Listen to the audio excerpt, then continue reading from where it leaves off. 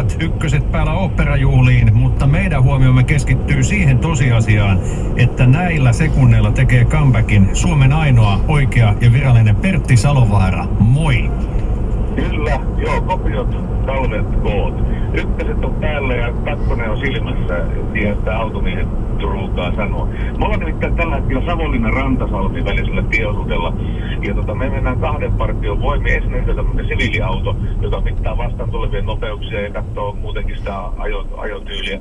Ja sitten kilometrin perässä ajaa sitten Maija, joka korjaa sitten pois ne autoilijat, joiden kulkemiseen on syytä sitten puuttua.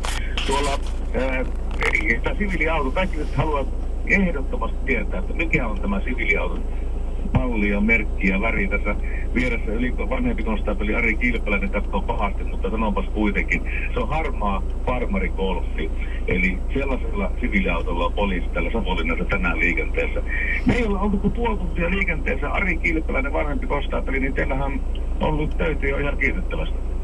No kyllä niitä pikkuhiljaa alkaa tulla, kun tämä turistiliikenne on jo lähtenyt liikkeelle, niin liikenne tää on normaalia pikkasen enemmän mitä normaali viikonloppu, ja kyllä se näkyy vaikuttavaa sitten tuo kelikin, että heti kun tuo sade loppui tuossa, kun oli kovat sateet, niin nyt tultiin tälle kuivalle tieosuudelle, niin rupesi nopeudet nousemaan. Eikö tällä 3 yli 100 ylityksiä tässä ihan varttitunnin aikana?